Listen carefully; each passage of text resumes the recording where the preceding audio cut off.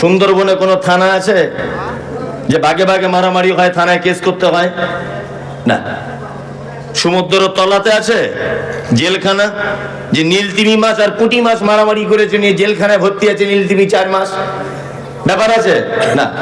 এই জেলখানা, পুলিশ প্রশাসন এসব কি থাকতো যদি মানুষ এইটা যদি মেনে চলতো? থাকতো না। তার মানে বোঝা যায় রব আমাদেরকে পৃথিবীতে পাঠিয়েছেন এই কারণে যে তারা শুধুমাত্র আমার গোলামি করবে, ইবাদত করবে। আর একটা কথা বলি, শুধু যে ইবাদত করবে এটা 100%, কিন্তু আমাদেরকে আর একটা জায়গা ভুলে গেলে হবে না। বলুন তো, পৃথিবীতে মানুষের সংখ্যা বেশি না অন্যান্য প্রাণীদের সংখ্যা বেশি? একজন বলছে মানুষের সংখ্যা বেশি। যা বুঝে আর কি তাই বলেছে, মানুষের সংখ্যা বেশি। আপনার বউকে বলবেন কাল সকালবেলা যে 4টা চিনির দানা ওই আমাদের বিছানার চাদরের পাশে ফেলে দাও, দেখবেন 4000 পিপিলিকা ছোটাছুটি করছে, তাই না? আপনার বাড়িতে 4 জন থাকেন, মশারি টাঙিয়ে ঘুমান না? মশারি নিশ্চয়ই 4টে নয়, মশা নিশ্চয়ই 4টে নয়, কিন্তু মশারি 4 জনাই টাঙান, তার মানে হাজার হাজার মশা আপনার বাড়ি ভর্তি, তাই না? আচ্ছা বলুন, মানুষ ছাড়া পৃথিবীর অন্যান্য যত প্রাণী আছে সব প্রাণী আল্লাহর ইবাদত বন্দেগী করে কি করে না? ইউসাব্বিহু লিল্লাহি মা ফিস সামাওয়াতি ওয়া মা ফিল আরদ। আসমান জমিন জলস্থলে পাহাড় পর্বতে যে যেখানে যে অবস্থায় যেভাবে আছে তারা সবাই আল্লাহকে ডাকে। আমরা হয়তো ভাবি শিয়াল হুক্কা হু বলছে মানে হয়তো কানছে না, এমনও হতে পারে ও হুক্কা হু মানে আল্লাহকে ডাকছে। মোরগ ভোরবেলাতে কুহু কুহু করে ডাকে, আমরা হয়তো ভাবি তার খিদা পেয়েছে না, হতে পারে সে তার ভাষাতে আমার আল্লাহকে ডাকছে। আপনার অন্যান্য গরু হুম্বা বলে ডাকছে ভোরবেলাতে, আমরা মনে করি মনে হয় খিদার জ্বালায় ডাকে, তা নয়। হয়তো এরকম হতে পারে সে তার রবকে নিজের ভাষাতে ডাকছে। আল্লাহ বলছেন ইউসাব্বিহু লিল্লাহি মা ফিস সামাওয়াতি ওয়া মা ফিল আরদ। সারা পৃথিবীতে জমিনে আসমানে পাহাড় পর্বতে যেখানে যেভাবে যারা আছে তারা সবাই আমাকে ডাকে। ডাকে কি ডাকে না? ডাকে। ফেরেশতারা আল্লাহকে ডাকে ডাকে। তা আমি একটা কথা জানতে চাইছি যে ফেরেশতারা আল্লাহর ইবাদত করে, হাঁস মুরগি গরু ছাগল আর সমুদ্র তলার কোটি কোটি কোটি কোটি প্রাণী আল্লাহর ইবাদত করে না? এতেও আল্লাহর মনোভূত হলো না। আমার আপনার মতো এই যে চোর গুন্ডা 2 নম্বরই পরে টাকা মেরে খাওয়া এইসব লোকগুলোকে পাঠানো হলো কেন? ওরা তো 24 ঘন্টা ইবাদত করছে, তা আমাদের পাঠানো হলো কেন? আসলে আমাদের দ্বারাতে আমার রব যে কাজটা করবেন এই কাজ পৃথিবীর অন্য কোন প্রাণীর পক্ষে সম্ভব নয়। আল্লাহ তাআলা পবিত্র আল কোরআনে বলেন লিইযহিরাহু আলাদ দীনি কুল্লি। পৃথিবীতে মানুষকে পাঠানোর দ্বিতীয় উদ্দেশ্য হচ্ছে এই, সারা পৃথিবীর সমস্ত মতদর্শ, সমস্ত নিয়ম কানুন, সমস্ত পদ্ধতি, সমস্ত বিধান, তার থেকে কোরআনের বিধান শ্রেষ্ঠ, আমার ইসলাম শ্রেষ্ঠ, এইটা প্রমাণ করার জন্য বান্দা পৃথিবীতে তোমাদেরকে পাঠানো হয়েছে। যেটা গরুর পক্ষে সম্ভব নয়, ছাগলের পক্ষে সম্ভব নয়, হাঁস মুরগির পক্ষে সম্ভব নয়। তাহলে আমাদেরকে পাঠানো হয়েছে কি? সারা পৃথিবীর সমস্ত নিয়ম কানুন পদ্ধতির থেকে ইসলাম শ্রেষ্ঠ এইটা প্রমাণ করার জন্য পৃথিবীতে মানুষকে পাঠানো হয়েছে। এইবার আপনাকে একটা কথা বলি, আচ্ছা ইসলাম কি সত্যি শ্রেষ্ঠ? শ্রেষ্ঠ ইসলাম? শ্রেষ্ঠ নয়। ইসলাম যে কত শ্রেষ্ঠ সত্যি আপনি অবাক হবেন। আমি একটা তথ্য আপনাদেরকে দিচ্ছি, শুনে রেখে দেন। এক, মানে এগুলো যখন পড়ি আর কি তখন অবাক হই, ইসলাম কত সাবলীল, কত সত্য, কত চিরন্তন একটি জীবন ব্যবস্থা এবং কত বিজ্ঞান সম্মত। আল্লাহ নবী সাল্লাল্লাহু আলাইহি ওয়াসাল্লাম বলেছেন গাঁটের উপরে কাপড় পরো, বলেছেন না? চিকিৎসা বিজ্ঞানীরা বলছেন মানুষের গাঁটের এই জায়গাটায় এক রকমের একটা হরমোন জমা হয় তার শরীরে। এই হরমোনটা সারা 24 ঘন্টা যদি মিনিমাম 8 ঘন্টা 7 থেকে 8 ঘন্টা যদি এখানে হাওয়া বা রোদ্দুরের তাপ বা পর্যাপ্ত পরিমাণ যদি মানে কি বলে অক্সিজেন যেটাকে বলেন এই জাতীয় হাওয়া যদি এখানে যদি না লাগে, তাহলে এক পর্যায়ে তার যৌবনের ক্ষমতা আস্তে আস্তে কমে যেতে পারে। শুধু পারে না, পারবে মানে কমে যাবেই।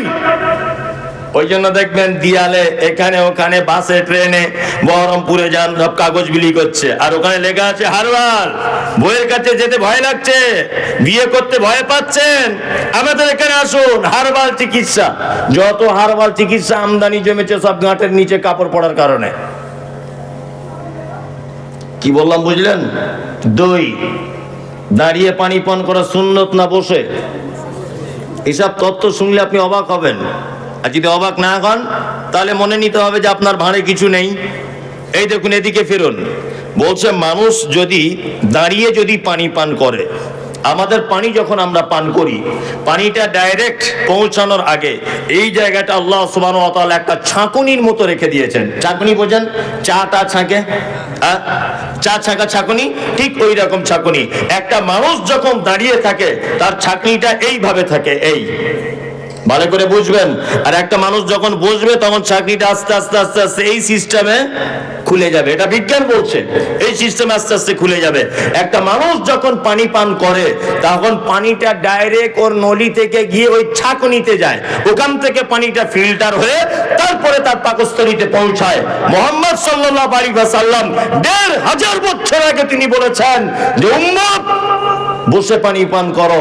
আজকে 2024 এটা প্রমাণ হচ্ছে যে বসে পানি পান করলে ডাইরেক্ট ছাঁকনিতে পানিটা গিয়ে পৌঁছায়, আর দাঁড়িয়ে পানি পান করলে ছাঁকনি খোলে না। এই জন্য দাঁড়িয়ে পানি পান করলে অনেক সময়তে পানিটা ব্যাক লাইনে চলে যাবে। যেমন শিরা উপশিরা আছে সূক্ষ্ম, তার ভিতরে ঢুকে যেতে পারে, আর তার ভিতরে যদি পানি ঢুকে যায় কোন ক্রমে, তাহলে এটা বিজ্ঞানের ভাষা তার প্যারালাইসিস হয়ে যেতে পারে।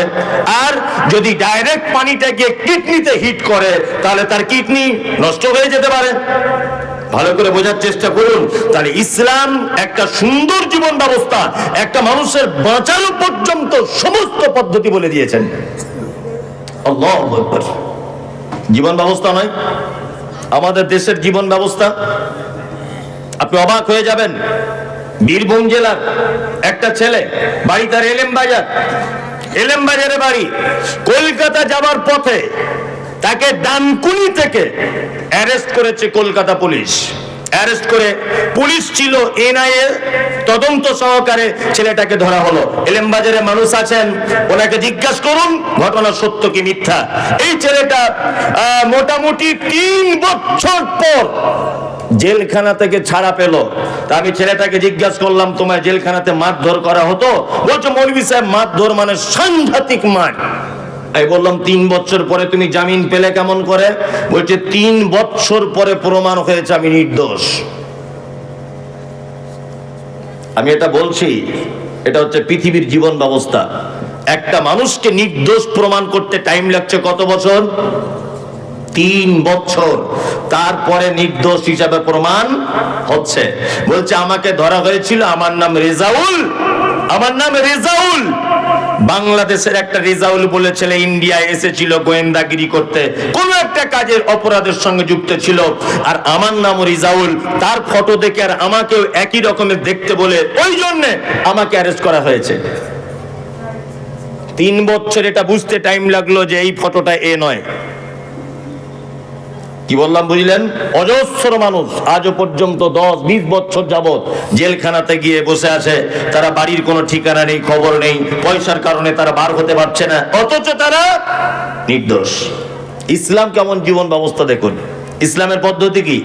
চোর যদি নারী হয়, চোর যদি পুরুষ হয়, তার কি করা লাগবে? পা কেটে দিতে হবে, তাই তো? কি হাত কাটতে হবে, তাই না? আচ্ছা বলুন তো, যদি কোনো লোকের হাত যদি কেটে দেওয়া হয় তা সে চুরি করতে পারবে না? আমি না করতে পারি, আমি তো ওকে দিয়েও করাবো কি করাবো না? আমি তো বুদ্ধি দিয়ে কাজ করব কি করব না করব।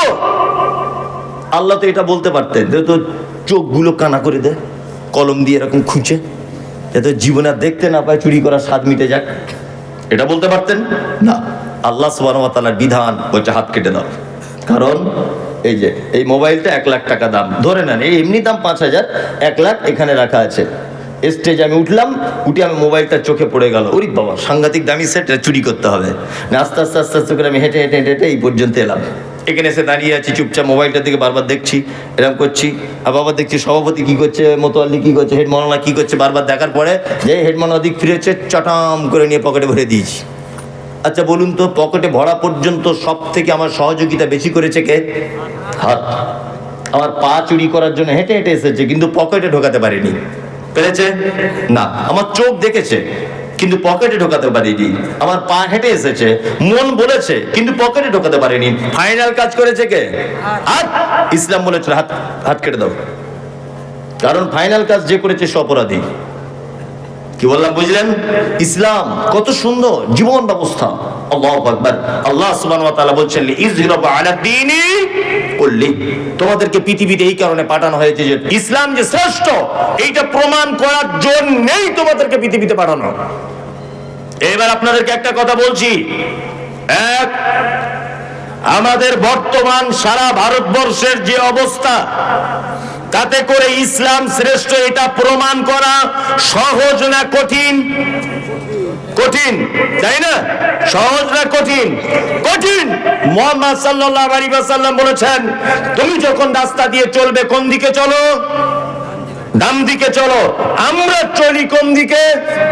বাম দিকে। তার মানে এটা ভারতীয় একটা সিস্টেম, আমাদের দেশের সংবিধান, আমাদের দেশের নিয়ম যে যখন কোন জনগণ যখন চলবে বাম দিকে চলতে হবে, ডান দিকে চলা যাবে না। আমি যদি এখন মোটরসাইকেল নিয়ে রাস্তাতে চলতে চলতে দাদাগিরি দেখিয়ে বলি হযরত মুহাম্মদ বলেছে ডান দিকে যেতে, আমি ডান দিকে যাব, আমি কারো কথা শুনবো না, অ্যাক্সিডেন্ট হবে কি হবে না?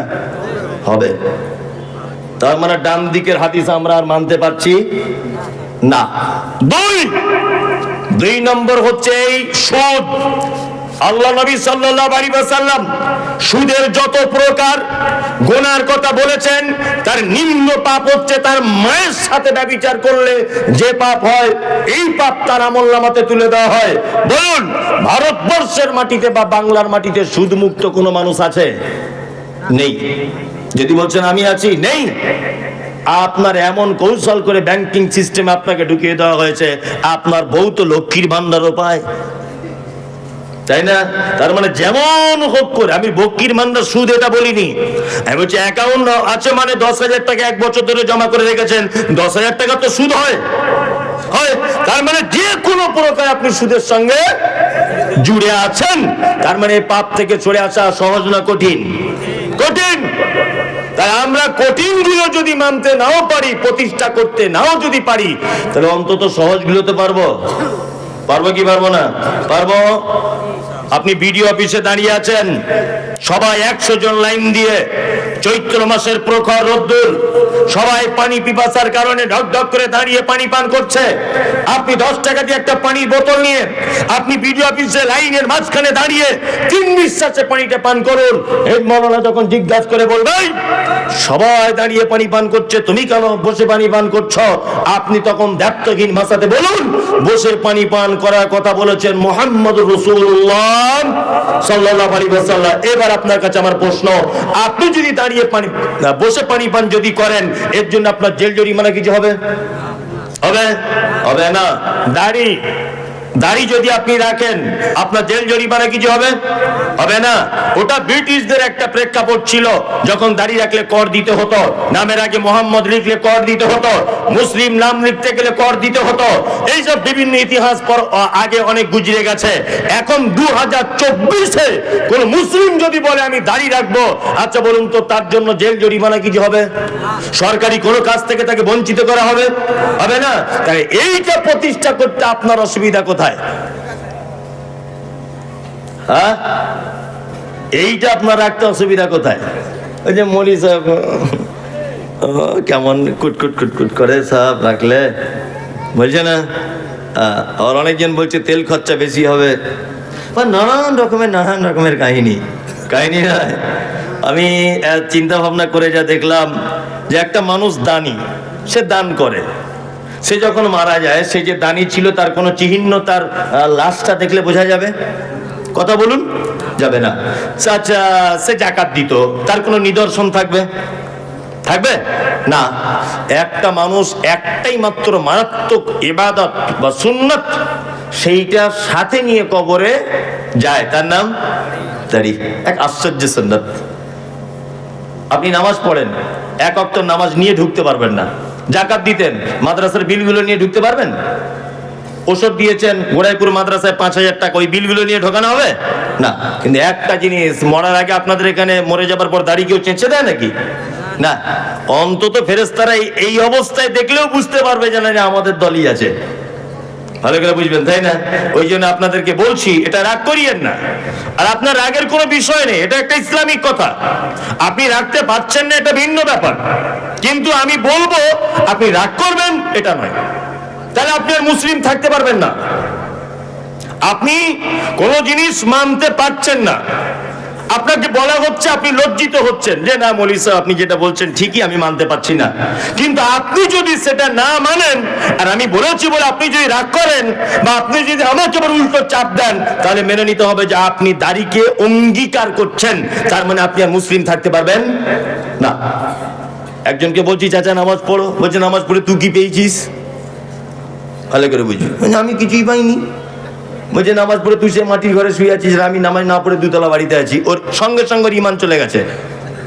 ও যদি এটা বলতো যে মৌলভী সাহেব খুব লজ্জার ব্যাপার, আমি পড়তে পারছি না, পড়তে হবে, সত্যি আমি ভুল করছি, তাহলে ও ঠিক ছিল।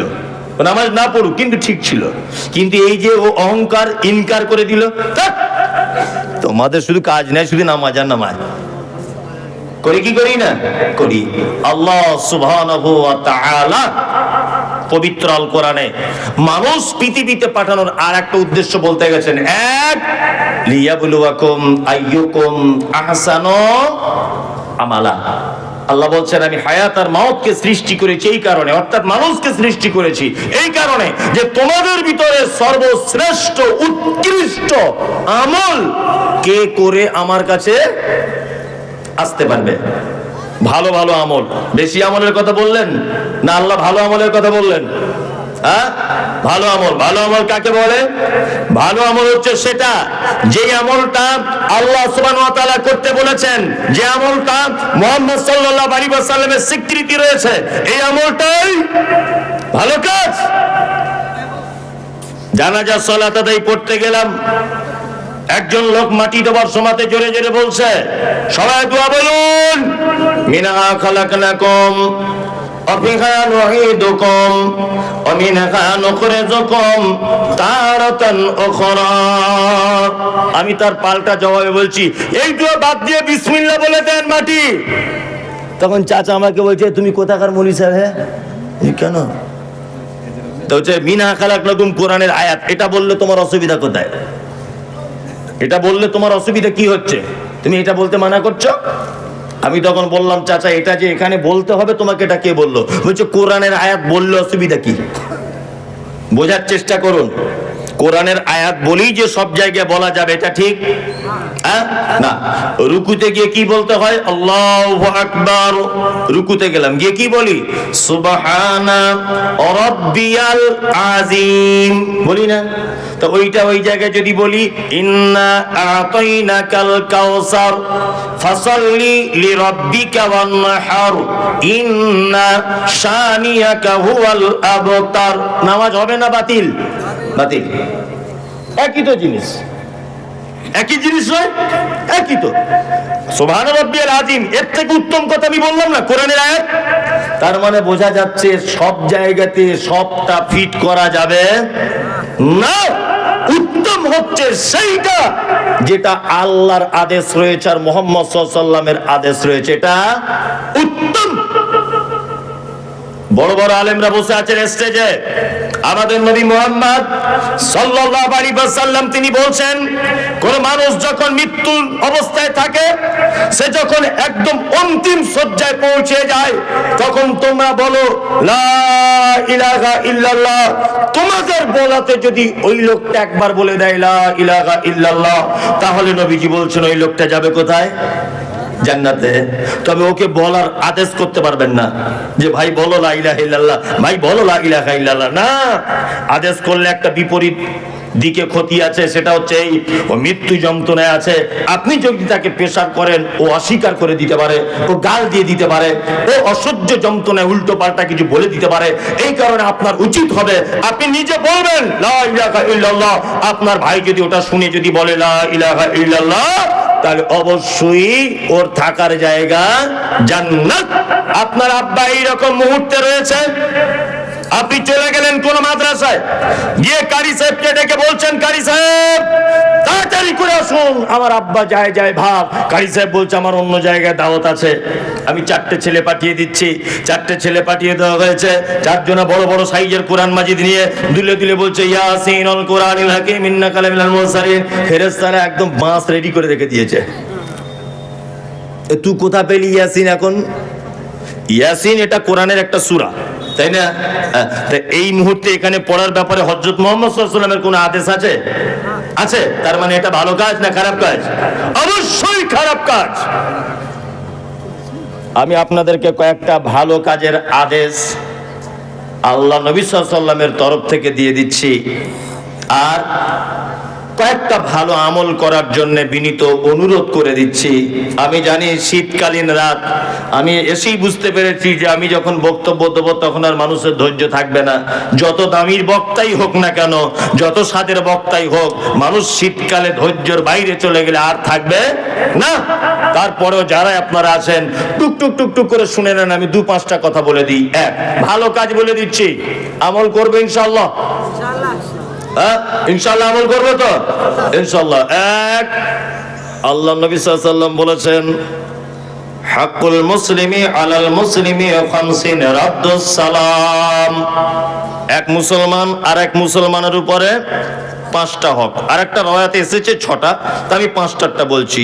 এক, কোন মুসলিমের সঙ্গে দেখা হলে তুমি বলবে কি? আসসালামু আলাইকুম।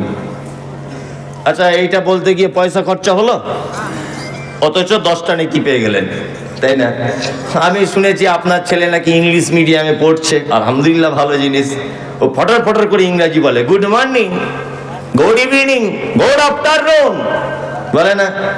আপনার ছেলে যদি একদিনে good good good good good good good good করেই যদি যায়, 4 আনা নেকি হবে বলে মনে হয়? হবে না। আপনার ছেলে ইংলিশ মিডিয়ামে পড়ুক, এটা আমার আপত্তি নেই। আপনি অন্তত পক্ষে বাড়ি এলে বলবেন যে তোমার চাচার সঙ্গে দেখা হলে গুড মর্নিং বলতে হবে না, বলো মুহাম্মদ সাল্লাল্লাহু আলাইহি ওয়াসাল্লামের শেখানো আসসালামু আলাইকুম, এটা বলো। সালাম সবাইকেই দেবো আমরা ইনশাআল্লাহ। বউকে দেওয়া যাবে না, বউকে দেওয়া যাবে? বউকে দেওয়া যাবে না। বউকে দিলে খুব বুঝে মনীষার লজ্জা লাগে, না? ও এক বালিশে মাথা দিয়ে শোয়া যায়, তখন লজ্জা লাগে না? হ্যাঁ, গলা ধরে বসে গল্প করা যায়, তখন লজ্জা লাগে না? হ্যাঁ, একসঙ্গে গোসল করা যায়, তখন লজ্জা লাগে না? প্রেমের গল্প করা যায়, তখন লজ্জা করে না? আর আসসালামু আলাইকুম মনীষার কি করে বলবো?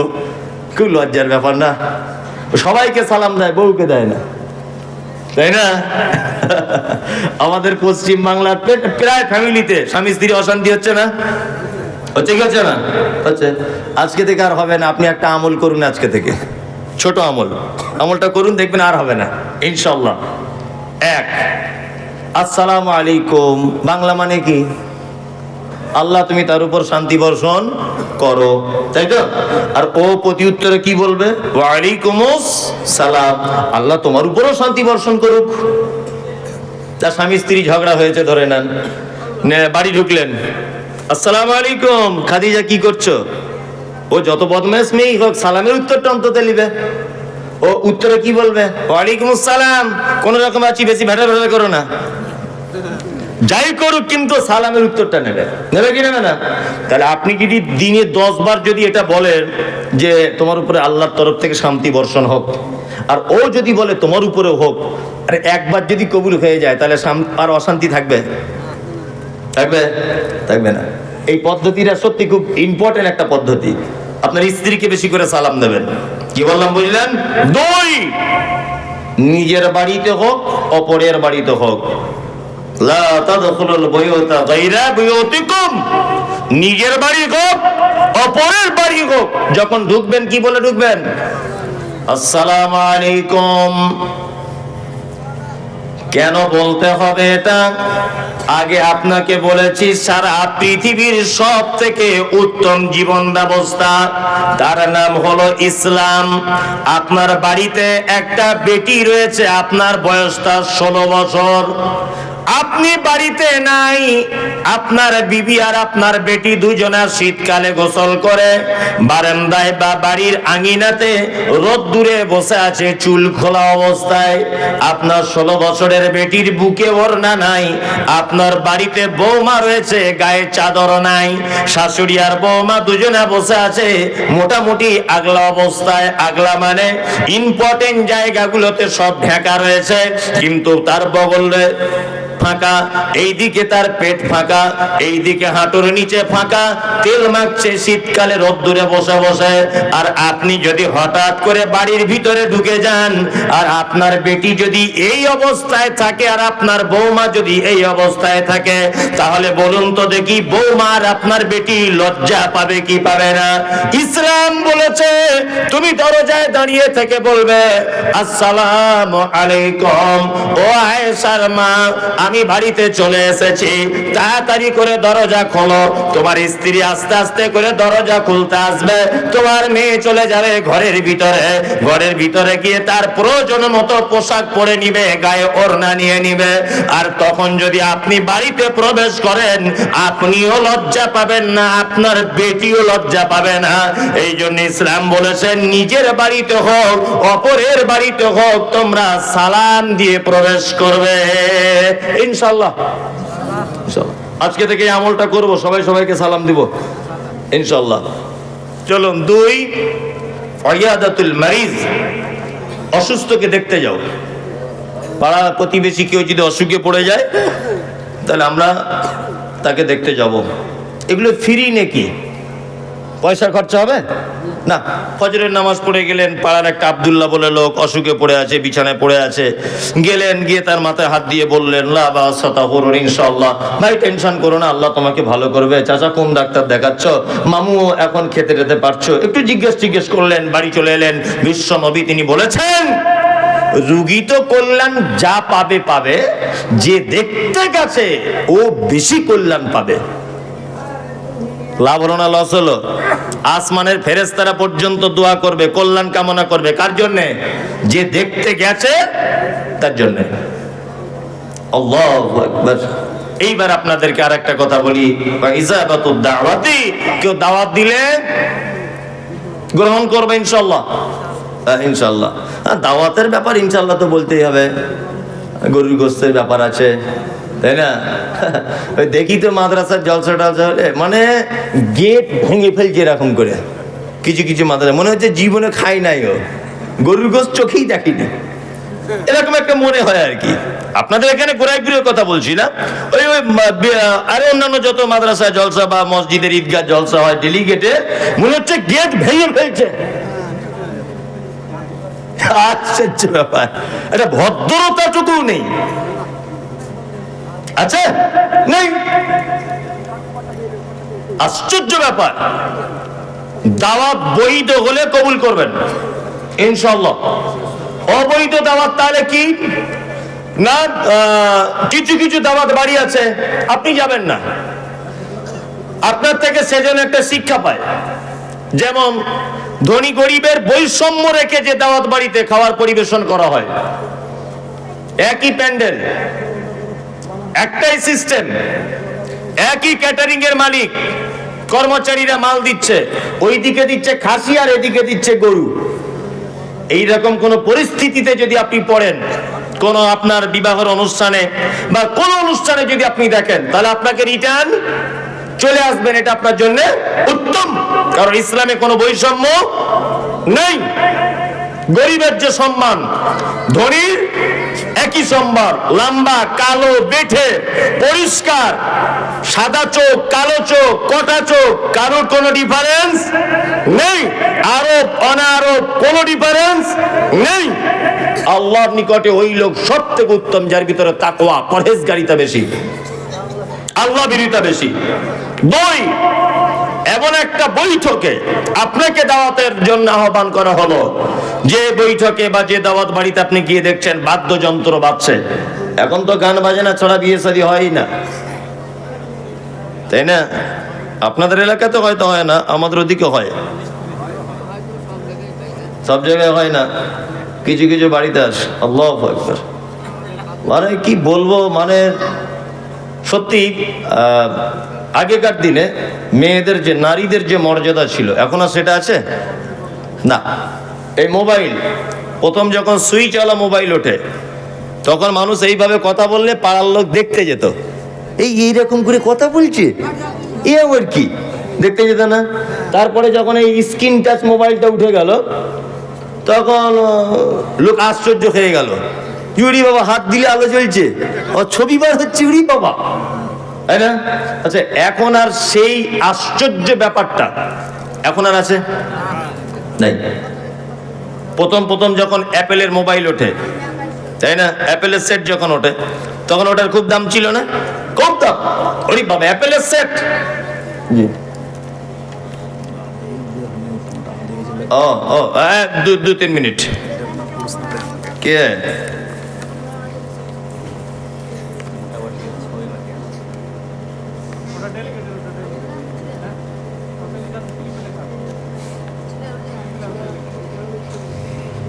আপনি আমাকে কেন জিজ্ঞেস করছেন?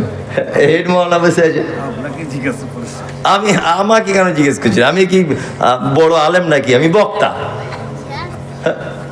খেপা কোথায়, যে জিজ্ঞেস করেছি আর এক পাগল।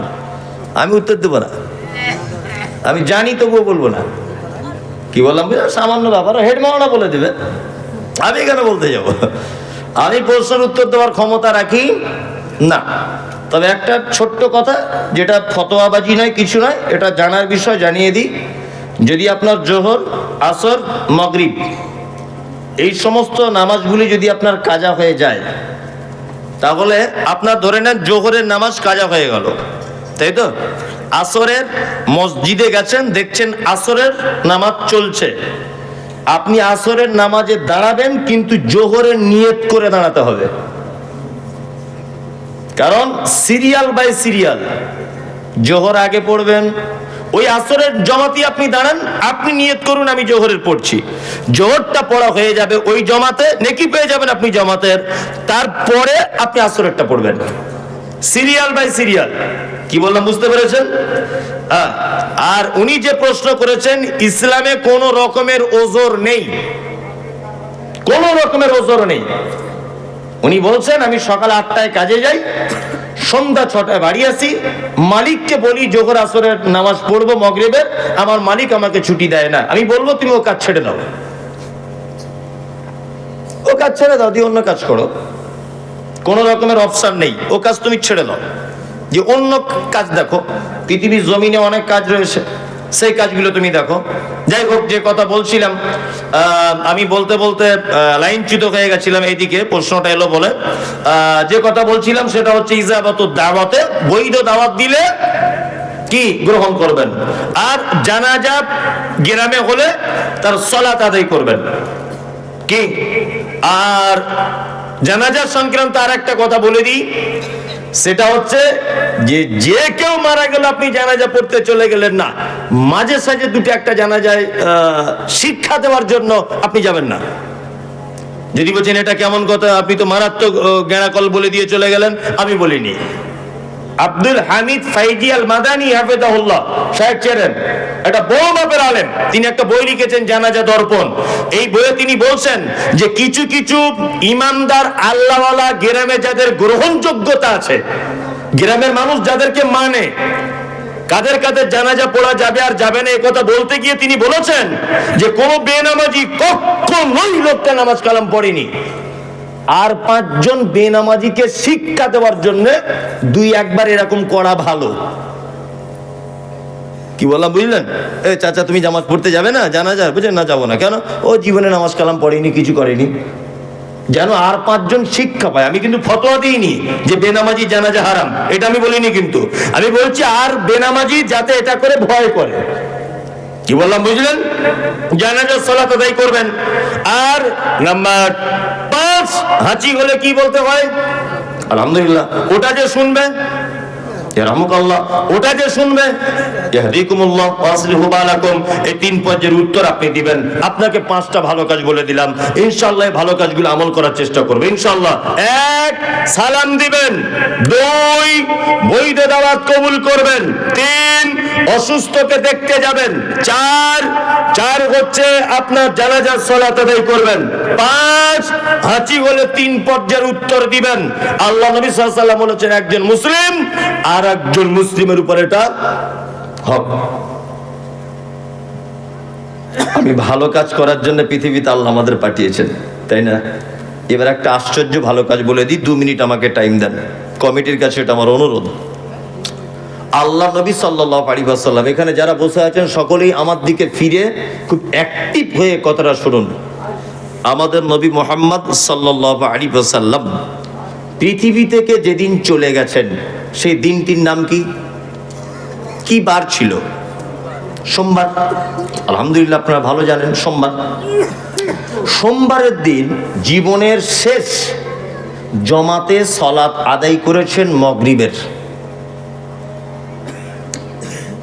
আর প্রথম 2 রাকাতে যে তেলাওয়াত করেছিলেন সেই তেলাওয়াতটা হচ্ছে সূরা মুরসালাত। শেষ যে আয়াত তেলাওয়াত করেছিলেন আয়াতটি হচ্ছে ফাবিআইয়ি হাদিসিম বাদাহু ইউমিনুন। আল্লাহ তাআলা আয়াতে বলছেন তোমরা কি এর পরে অন্য কোনো কিতাবের উপর ঈমান আনবে? নবীজিও যেন উম্মতের উদ্দেশ্যে কথা বলতে চাইলেন। শেষ করলেন সালাত মাগরিবের, বাড়ি চলে এলেন। হযরতে বেলাল আজান দিচ্ছেন নববীতে, হাইয়া আলাস সালাত। আল্লাহ রাসূল আজান শুনে আয়েশাকে ডেকে বলছেন, আয়েশা, বাংলাদেশের প্রখ্যাত আলেম ডক্টর আসাদুল্লাহ গালিব সিরাতুর রাসূল নামক একটা বই লিখেছেন। এই বইয়ের একেবারে শেষের দিকে আপনি এই সমস্ত কথাবার্তাগুলো পাবেন। আয়েশা, আমাকে একটু পানি দাও। আম্মা জান আয়েশা পানি দিলেন। আল্লাহ রাসূল ওযু করলেন। ওযু করার পর জ্ঞান হারিয়ে ফেললেন। আবার একটু পরই জ্ঞান চলে এলো।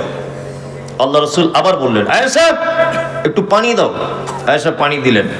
আল্লাহ রাসূল ওযু করলেন। 3 বার উল্লেখ করেছেন উনি। আল্লাহ রাসূল আবার অজ্ঞান হয়ে গেলেন, জ্ঞান হারিয়ে ফেললেন। 3য় বার আবার আম্মা জান আয়েশা পানি আগিয়ে দিলেন। আল্লাহ রাসূল ওযু করতে করতে আয়েশার দিকে ইশারা করে বলছেন, আয়েশা জানালা দিয়ে বলো তোমার আব্বাকে ইমামতি করতে যেতে। আমি আর যেতে পারবো না, আমার শরীরের অসুস্থতা বেড়ে গেছে। আম্মা জান আয়েশা মসজিদে নববীর জানালার পর্দাটা সরিয়ে দিয়ে আব্বাকে ডেকে বলছেন, আব্বু আল্লাহ রাসূল আপনাকে ইমামতি করতে যেতে বলেছেন। হযরত আবু বকর এই কথাটা শুনে বাচ্চা ছেলের মতো ডুকরে কেঁদে উঠলেন। তিনি বুঝতে পেরেছেন যে আল্লাহ রাসূল অসুস্থ। আল্লাহু আকবার। হযরত আবু বকর গেলেন ইমামতিতে, কিন্তু মন চায় না। একটা কথা জেনে রাখুন, ইসলামিক কুইজে অনেক সময় এগুলো ধরা হয়, প্রশ্ন উত্তর পর্বে। হযরত আবু বকর আল্লাহ নবী সাল্লাল্লাহু আলাইহি ওয়াসাল্লামের জীবদ্দশাতে বেঁচে থাকা অবস্থায় 17 ওয়াক্তের ইমামতি করেছেন। কত ওয়াক্তের? 17। যদিও এই ব্যাপারে আম্মা জান আয়েশা আপত্তি তুলেছিলেন, আল্লাহ রাসূলকে বলেছিলেন, আল্লাহ রাসূল সাল্লাল্লাহু আলাইহি ওয়াসাল্লাম, আমার আব্বা যদি বারবার নামাজ পড়ায় ইমাম হয়ে, আর অন্যান্য বিবিগুলো তো রাগ করবে, অন্যান্য সাহাবীরা রাগ করবে, আর আপনি শেষ বয়সে আমার কাছে আসেন, তা এক কাজ করুন অন্য সাহাবীদের একটু সুযোগ দেন। তখন আল্লাহ রাসূল খুব কড়া মেজাজে আয়েশাকে বলছে, আয়েশা আরে আমি বলছি আবু বকর কি ইমামতি করতে, আর তুমি বলছো অন্যজনকে? কখনোই নয়, তোমার আব্বা ইমামতি করবে। ইমামতি করলেন। বৃহস্পতিবার মসজিদে যেতে পারলেন না, শুক্রবার যেতে পারলেন না, শনিবার হযরতে বেলাল আজান দিচ্ছেন। আল্লাহ নবী সাল্লাল্লাহু আলাইহি ওয়াসাল্লাম দুজন সাহাবীর কাঁধে ভর দিয়ে একটু সুস্থ বোধ করলেন। আবু বকর রাদিয়াল্লাহু তাআলা আনহু তখন জোহরের ইমামতি করছিলেন। আল্লাহ রাসূল কি আবু বকরের বাম দিকে বসলেন। আল্লাহ রাসূল হলেন ইমাম, আবু বকর হয়ে গেলেন মুকাব্বির। ইসলামের প্রথম মুকাব্বির হচ্ছেন হযরত আবু বকর সিদ্দিক রাদিয়াল্লাহু তাআলা আনহু। আল্লাহ রাসূল বাড়ি চলে এলেন। বাড়িতে আসার পরে সর্বপ্রথম আম্মা জান আয়েশা সিদ্দিকা রাদিয়াল্লাহু তাআলা আনহাকে তিনি বলছেন, আয়েশা, আমাদের বাড়িতে কি কোনো সম্পদ আছে? আম্মা জান আয়েশা বলছেন, আল্লাহ রাসূল 5টা থেকে 9টা স্বর্ণের দিনার আছে। স্বর্ণের কয়েনকে দিনার বলে, আর দিরহাম বলে চাঁদির কয়েনকে। 5টা থেকে 9টা দিনার আসে। তখন আল্লাহ রাসূল আওয়াজ বাড়িয়ে দিয়ে বলছেন, আয়েশা, তুমি এগুলো দান করলে না কেন? কেন তুমি দান করলে না? তুমি জানো যে কোন নবীর পক্ষে এটা উচিত নয় যে পৃথিবীতে কোনো সম্পদ রেখে আল্লাহর সাথে সাক্ষাৎ করবে। আয়েশা, যে লোক পৃথিবীতে সম্পদ রেখে চলে যায়, এই সম্পদ নিকৃষ্ট সম্পদ। তুমি যদি এটা আগে পাঠিয়ে দিতে আমার রবের কাছে, আমার আল্লাহর কাছে, তাহলে আমি মারা যাবার পরেই আমি আমার আল্লাহর কাছে প্রতিদান পেয়ে যেতাম। আল্লাহু আকবার। তার মানে মুহাম্মদ সাল্লাল্লাহু আলাইহি ওয়াসাল্লাম এটা বোঝাতে চাইলেন, মানুষ যে সম্পদ পৃথিবীতে রেখে যায় এটা একটা নিকৃষ্ট সম্পদ। মানুষের জন্য সম্পদ 3টা। এক, সে যেটা খায়, সে যেটা পড়ে, আর সে যেটা তার রবের কাছে আগে পাঠিয়ে দেয়, অর্থাৎ দান, খায়রাত, সাদকা, এই সমস্ত জিনিস যারা করে, এটা হচ্ছে একটা মূল্যবান সম্পদ।